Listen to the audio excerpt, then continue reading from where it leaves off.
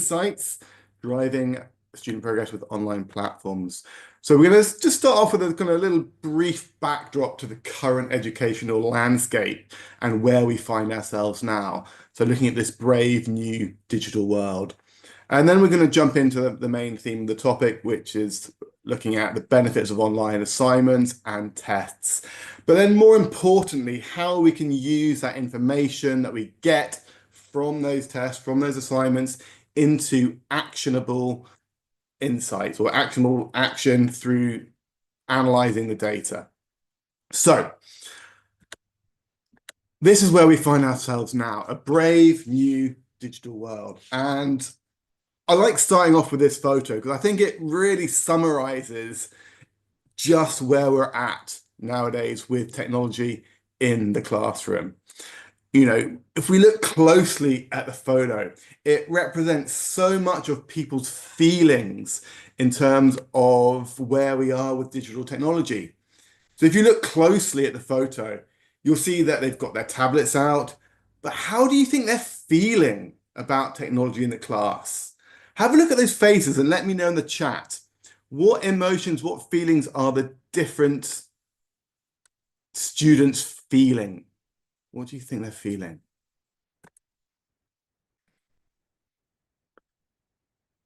Puzzled, maybe annoyed, overwhelmed? Absolutely. Enthusiastic? I mean, there's a range of emotions going on there, right? Yeah, confused, tired, engaged, enthusiastic. And I think the key thing here is that they all have different reactions. They have different feelings about technology in the classroom.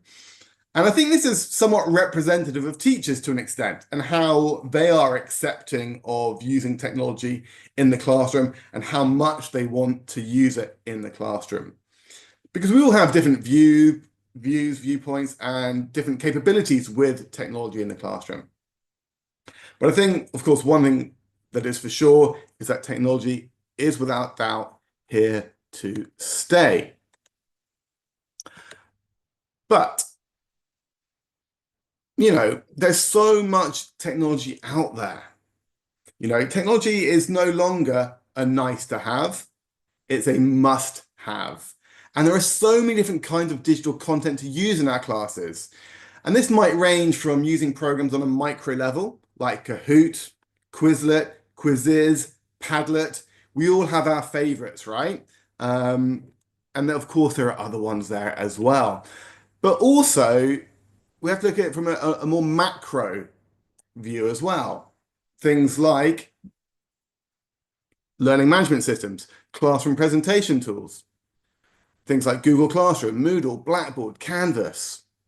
And equally, feeding into that as well, publishers' own digital platforms and how they can support our learning or our students' learning and our own teaching.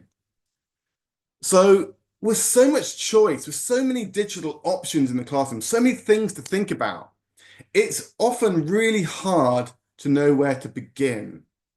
You know, what are the advantages? What are the disadvantages? How can these platforms, the macro ones, the micro ones, how can they help us on a day-to-day basis? And of course, you know, there's no single answer to that question. There's multiple benefits to these systems. And by no means is this an exhaustive list. But I think digital, of course, improves accessibility and flexibility. It facilitates an anytime, anywhere learning approach. You know, with digital learning management systems, they enable learners to access material and resources from anywhere with an internet connection, promoting flexibility, convenience for the students. But equally, in terms of delivery, it opens up many options. Not only does it supplement face-to-face learning, it facilitates a blended learning approach. It makes fully online learning an easy option. They're also able to access or increase access to resources. You know, students can access so much content online that, you know, supports their whole learning journey. In addition, of course, it makes language practice more interactive. Digital tools, platforms, they are more engaging, especially now for the digital generation. They are used to doing things on computers all of the time as much as possible. So this idea of gamification aspect of online content makes it more motivating, makes it more engaging. And show me a student who does not enjoy doing a Kahoot quiz, and I'll eat my own hat. I'll even eat Harry Waters hats as well. And add to that, these kind of platforms incorporate adaptive learning technologies, tailoring content, tailoring assessment to individuals' learners' needs, pace, and proficiency levels. So, it is a game changer. Furthermore, platforms often include virtual classroom features, enabling real-time communication between teachers and students, offering synchronous collaboration opportunities as well. So discussion forums, shared documents, allowing them to do project work, real-time communication, fostering that sense of community among learners. And then the last thing I'm going to mention, and this, like I said, this is not an exhaustive list by any stretch. I think online platforms, they really, really significantly impact on how we approach assessment, both formative and summative, and of course, the feedback process as well. And this is what we're going to explore more of in this session. So, before we move on, I just want to start with this quote here. Education has changed dramatically with the distinctive rise of e-learning. One of the few silver linings of the pandemic is that it has transformed the field. And without doubt, I think we can all agree that it has transformed the field. So let's do a very quick poll, okay? Let's see where you guys are at. So let me launch the poll, if I can find it. Okay, poll one. So there are two questions here. Off you go. So first question is, do you use online platforms or learning management systems? And the second question is, do you think they make your life as a teacher easier? Yes, I think so. Not really. Not at all.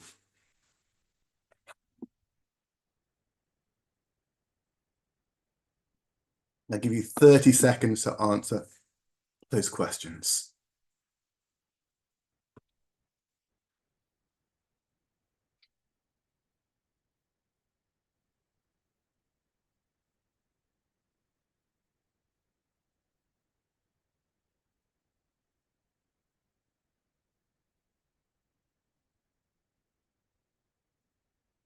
Okay, I think the vast majority of us have voted. So I'm going to end the poll. Share the results with these. So, unsurprisingly, the vast majority of us say yes, we do use some kind of online platform or learning management system, which is great. And then in terms of making your life easier, a solid 55% yes, 100% it does make your life easier, which is great. 38%, I think so. And a smaller amount, 9%, not really. And I think that's representative of, let's say a global view of how platforms can support us. And I think it is a personal choice a lot of the time. And those opinions, those views will vary. But really what I want to look at now is the benefits that they can bring to the classroom. And so anybody who is the not really, hopefully we can see how you can become an I think so or a yes to that question. So another question, this one's for the chat box.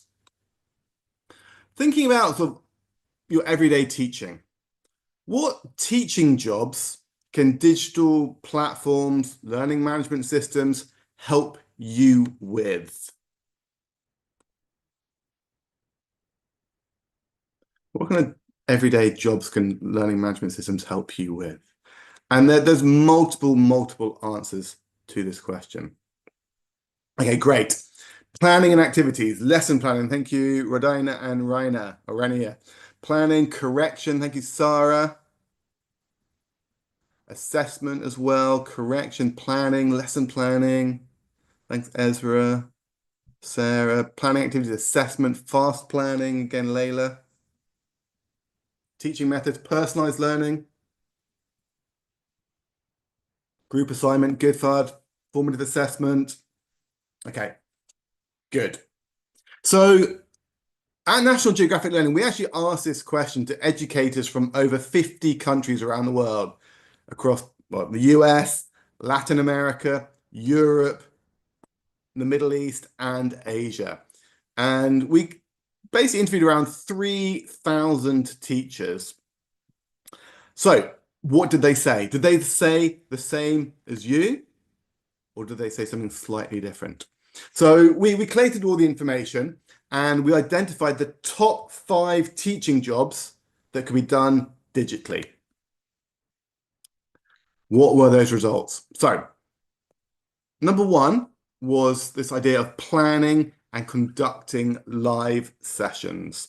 So many of you said about planning lessons, but it's also about conducting live sessions through an online platform, through classroom presentation tools, the digital versions of the book. That was number 1. Number 2 on the list was this idea of assigning and grading exams and tests.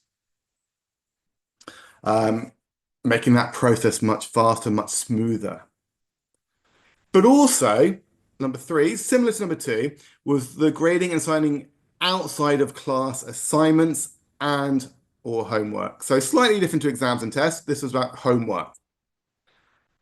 Number 4 was about identifying and supporting struggling or high achieving students. So using the information gained from online tests, online homework, and using that data and turning it into insights about how we can, well, who is struggling, who's doing well, and how we can further support them. And then the final thing that came out from our research was number 5, providing reporting on student performance to institutional or external stakeholders. So the ability to be able to run reports on all of the data and share that with higher level stakeholders or indeed external stakeholders within the institute. So that's what came through from our research. But which one do you think teachers need most support with? What are your thoughts there? Which ones do you think teachers could use most support with? Just put a number in the box, 1, 2, 3, 4, or 5.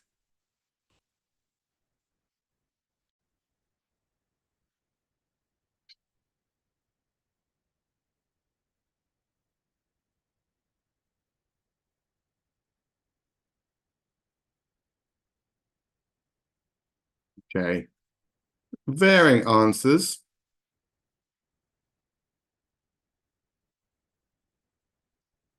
That's all good.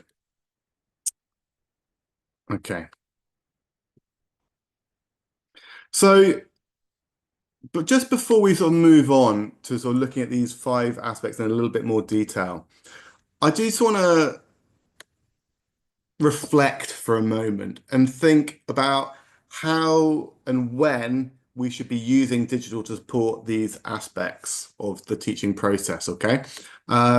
So for this, I'm going to refer to Puentedura's model or the Samir model, okay? Which you may or may not be familiar with. So we're going to give you a little test here. So what do we think the S might stand for when thinking about technology integration in the classroom? Does anyone know? So within the model, we have 2 aspects here. We've got the enhancement and the transformation. And I think it's important to refer to this when thinking about the technology we're using. Okay, so a couple of guesses, smart, sustain. No, it's about substitution. So when technology is used in place of an existing non-tech classroom tool, but there's no real functional change. So we've got to ask that question. If it's just a substitution, why are we using it? What benefits does it have if it's just the digital version is exactly the same as the, let's say, the print version or the non-tech version, just as digital.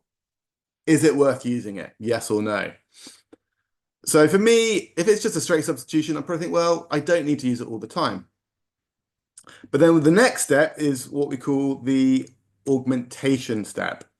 So where technology is a substitute for an existing tool, but there are some functional improvements. So in this case, the technology becomes worthwhile as it can enhance the learning experience a little bit.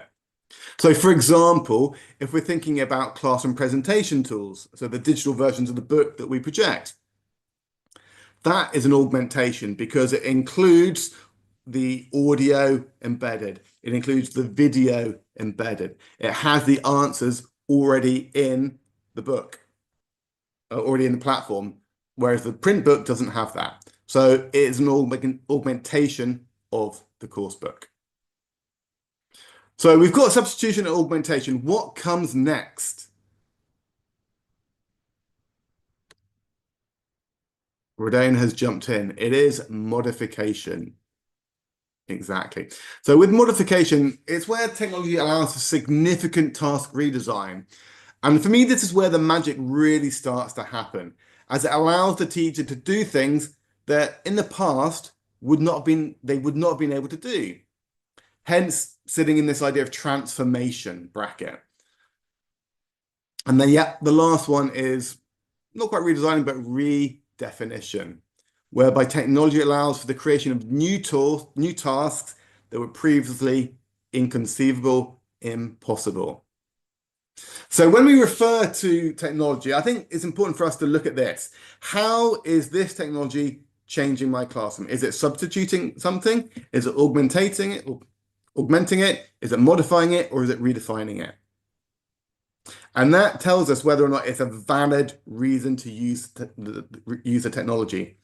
Because of course, technology is useful, it's important, but should it be taking over the educational landscape completely? That's the question we need to ask ourselves. Do we want to go all the way down that rabbit hole? Or do we still want to keep one foot in the present, in the past? I agree, Creed, absolutely not. It's a balance, and we'll sort of come to that a little bit later on. Okay, so coming back to those 5 key teaching roles. So planning and conducting live classes and live sessions. Again, we did some research on this at National Geographic Learning, specifically on this question, asking teachers what they wanted most to be successful in their digital classrooms. And these were the results of that information, of that survey. So 47% wanted interactive media, so all of the audio, the video, etc., to find and present. 27% wanted activities and games. 17% wanted a presentation tool that displays the book in a different or in a digital format, and 18% wanted it organized and delivered differently from the course book. So looking at different ways in which we can present the information. And I think for all of this, it really does facilitate the learning and teaching process. You know, classroom presentation tools, they have embedded media. The answers are just a click away. They're interactive tools. It's what I call heads-up learning. So instead of students all looking down at their books, they're all looking up at the board together, just like we do when we're online. We're all focused on the same thing. That makes it more of an interactive, more collaborative experience. That in turn means that there's more additional content available in an online platform, which means, and this is the key thing, there's increased engagement there as well. So that's sort of one big positive out of using digital tools. And, oh, don't know what happened there. Okay, so I've bunched 2, 3, 4, and 5 together as a list. And there's one thing that links all of these things. So looking at numbers 2, 3, 4, and 5 again, what links these 4 jobs, do you think? What is the commonality here?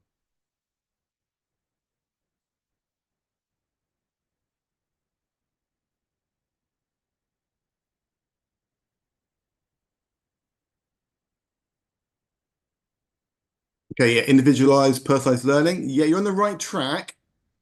Okay, good, Karina. It is a lot of paper. That's one really good answer.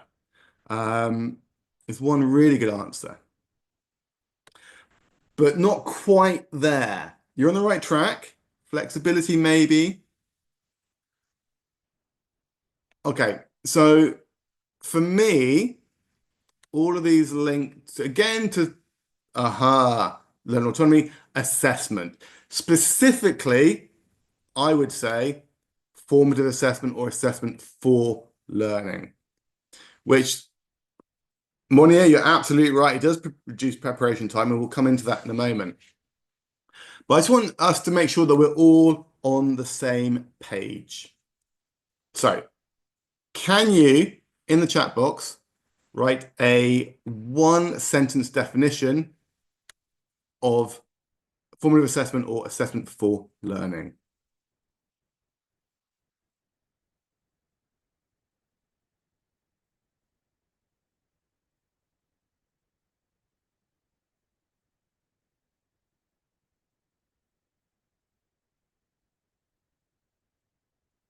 I'm not too sure about the connection to CLIL here necessarily. Um, Assessment to take where you are and how to move. And lovely, thank you, Rodina. Summative is the end of the task. Formative is checking performance. Ongoing use of information. Lovely, thank you, Blanca. Assessment done to assess the teacher as well as the student performance. Yeah, really nice, Sarah. Absolutely, should be reflective on the teacher as well. Assessment means grading system informs me about the successful learning of my students. Yes, but also something more than that. All of the time. Okay. This is the definition I tend to refer to. So it's the process of collecting and interpreting evidence for use by teachers and learners to decide where they are in their learning, where they need to go, and how best to get there. It is a process by which assessment information is used by teachers to adjust their teaching strategies and by students to adjust their learning strategies. Okay, so this is a massive topic in education right now, formative assessment and techniques, right? And as somebody said earlier, it does traditionally involve a huge amount of paperwork. It takes a huge amount of evaluation and analysis, which is incredibly time consuming. But thinking about how digital can support this process, what are the benefits of digital platforms when it comes to formative assessment? How can they not just enhance, but transform the experience or the assessment experience for teachers and students alike? Do you think? What are the benefits of it for you, for the students, for the institutes that you work at? So it's a case of having all of this data, all of this information from students' assessments, homeworks, unit tests, book tests. How can that help you? Exactly, Sahila. It saves time for teachers. It's more engaging for students. It provides a solid basis of data. And when you've got that data, what can be done with it?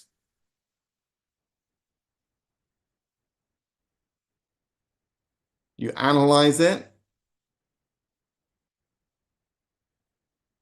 and then when you get the results, what do the results facilitate in the classroom? Thank you, Rodina. It informs teaching. Exactly. So let's just go through these one by one. So yeah, as somebody said, it is massively time saving for teachers. Yeah. Teachers and instructors spend hours and hours marking tests, marking homework, inputting grades. And this has always been seen as a very labor intensive and time consuming task. But online assessment, whether it's formative or summative, it streamlines a lot of these formalities. It can make homework, assignments, quizzes, tests, and exams not only easy to prepare for and deliver and manage, but most importantly, evaluate and mark. It's not just time saving for teachers, it is massively time saving for teachers, without question. So one bit of research I found in my research for this session was that course leaders and teachers spend up to 72% less time on admin tasks when using a digital platform to set assignments. That's a huge amount. Think about what you would feel if you didn't have to mark assignments and tests. Tell me in the chat, how would you feel if you've got, I don't know, 50% of your time back? What emotions? Relief. Good. Relieved. Again, relaxed. Less stressed. Happy. Not feeling drained all the time. Good, Marwa. Less stressed, less wasted time, thankful. Okay, exactly. All positive emotions. So, how much time do you think it would save you every week if you didn't have to mark all the homework, all the tests, if it was all done for you? How many hours do you think that would save you per week? 3 hours per week? And of course, every week will be different. Depends on how many classes you're teaching, how many students are in the class. But if you're teaching 4 classes and each class has got 30 students in it, that's 120 students. That's 120 pieces of homework you've got to mark. 4 hours, 5 hours, I don't have a weekend. Okay, great. So the next question then is, what would you do with that weekend, with that time? How would you spend those extra hours, those extra days that you're not marking homework or tests? Family time, reading, hanging out, researching. Spending more time on planning, maybe. Watching movies, recharging. Set plans for improving my own PD. Family time. Thank you. Gaming. Yeah, when I ask this question normally, a lot of teachers say, well, it gives me more time to plan more effective lessons. I think that's a massive uptick. Yes, it's good for your well-being as well.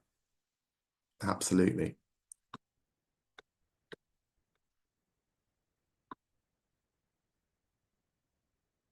Okay. And somebody mentioned there about well-being, and you're absolutely right. It does help your well-being because on top of being time-consuming, grading huge amounts of assignments can be mentally exhausting and lead to feelings of being overwhelmed, stress, fatigue, especially if there's really tight deadlines for completing grading. In other words, teacher burnout. Again, some other research I found is that arguably the biggest threat to education is teacher burnout. And teaching is actually one of the top 5 most stressful careers in the world, apparently.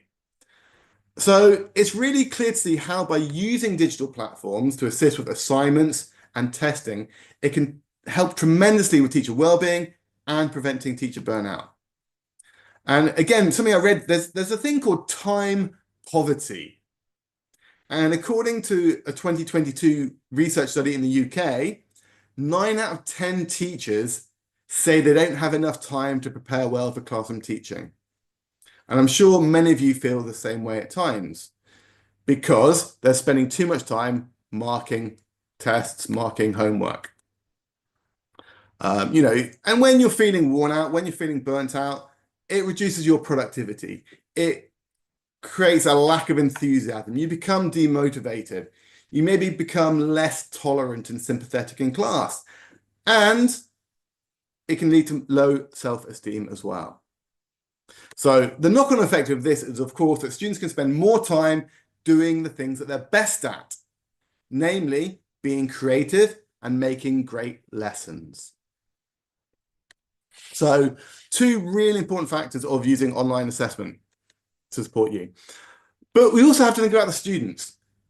How can online assignment, online testing impact positively on students? How do you think it helps them as well as you?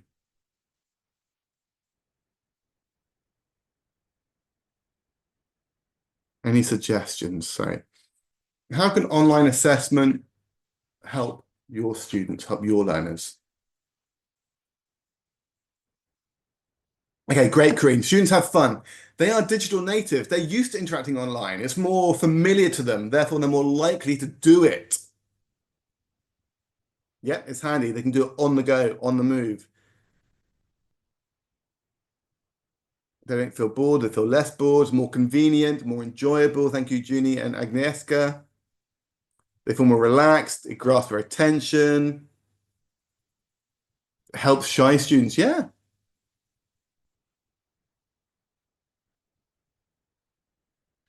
Okay. So there's a number of benefits for students. First of all, it's more motivating for learners, as we pointed out.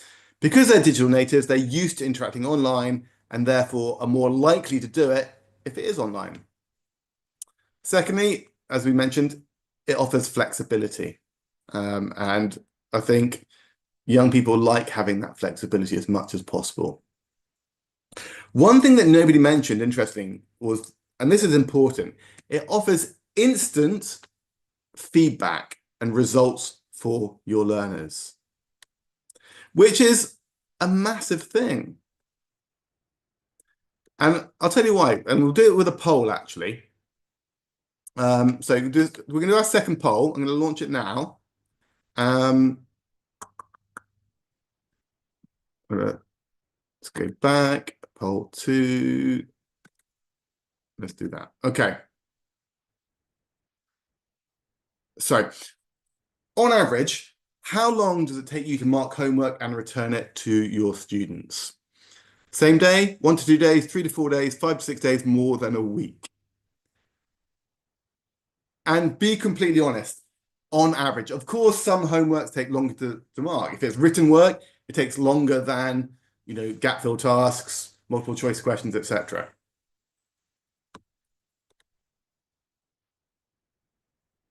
Wow, quite a few on the same day, which is amazing. I'm going to give you another 10 seconds to vote.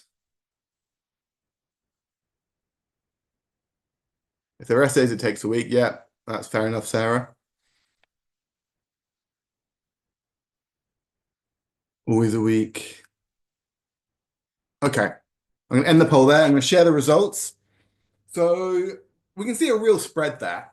Probably around 45% of you get it done either same day or 1 to 2 days, but then majority is going to be more than 3 days. So this is interesting, right? Because if your students are not getting the results of their homework to 3 to 4 days, and that's through no fault of the teachers because they have so much to do, so many classes, no one is apportioning blame here at all. But what impact does it have on students if it takes them up to a week to get their homework back? Do you think? What impact does that have on the students? Exactly. They become demotivated. Exactly that, Rainer. They forget.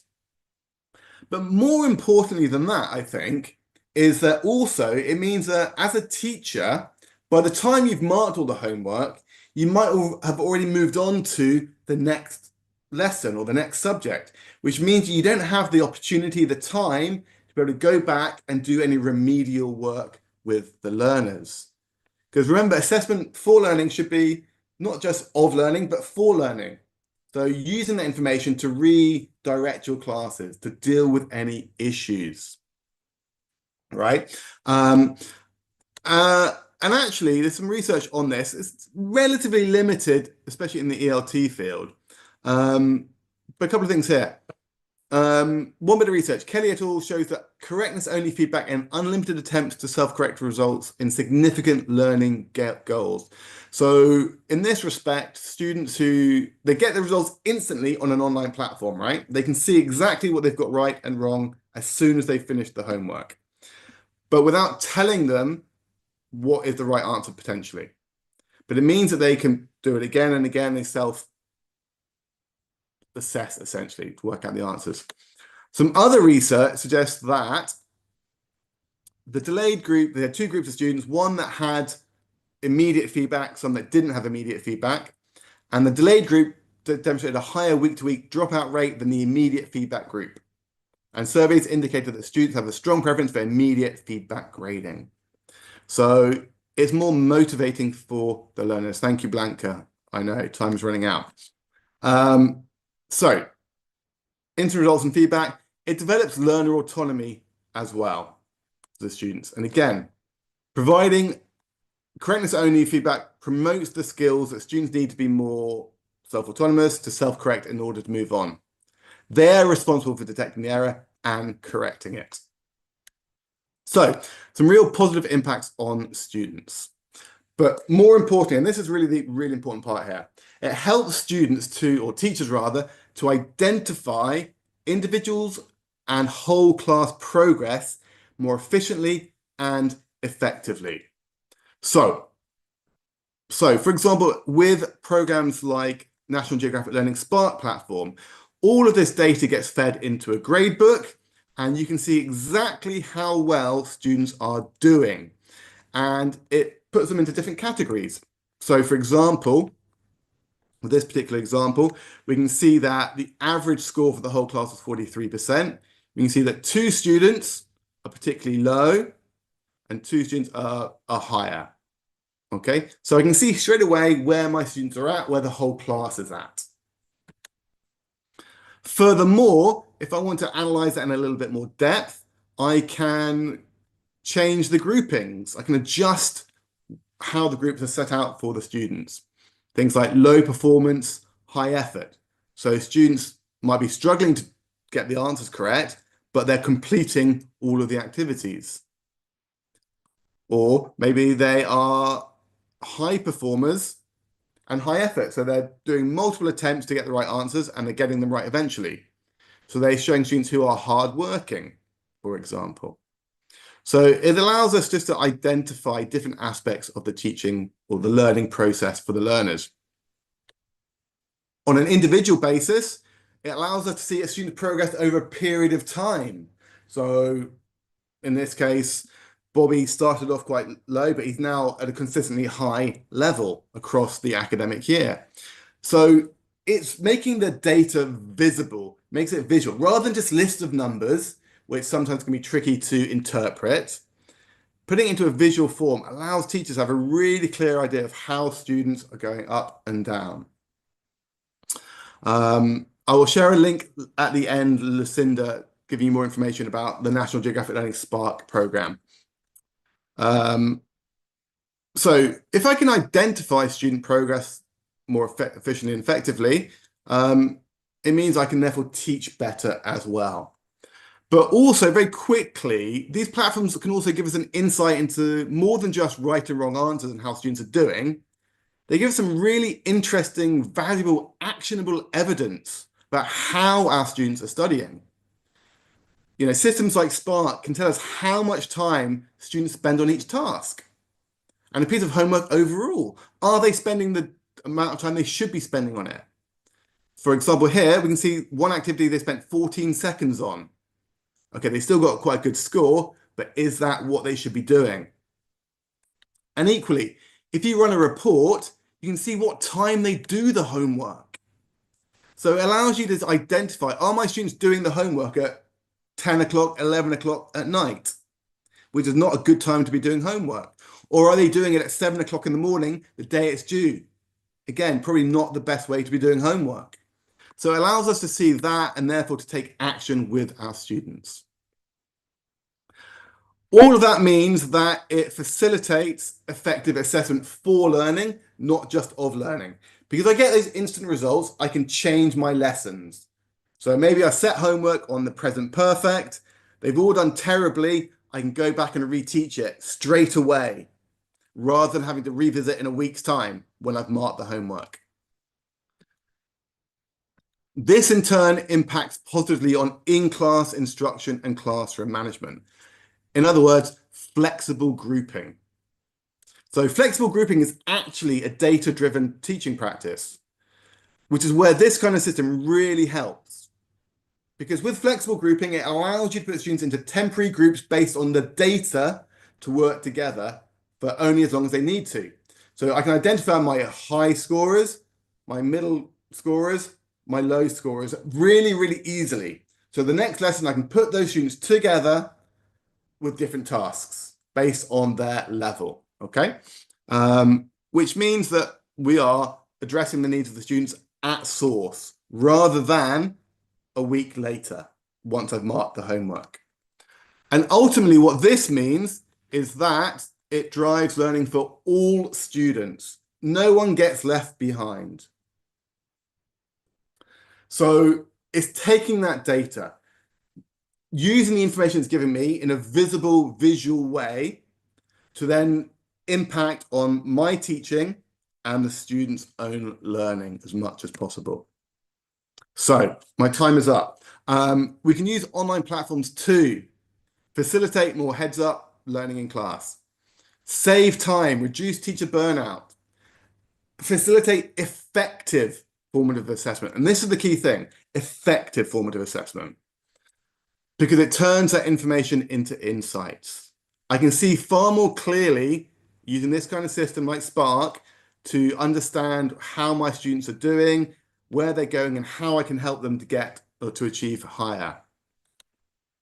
And that, I think, impacts positively on learning. It's more motivating for learners, but also for the teacher as well. And like I say, it drives student learning for everybody. So I'm going to finish with a quote, which I think sums up really the message I want you guys to take away today. Technology will never replace great teachers, but technology in the hands of a great teacher can be transformational. So if there's one thing you take away that. Thank you for your time. Thank you for your attention. It's been a pleasure speaking to you all today.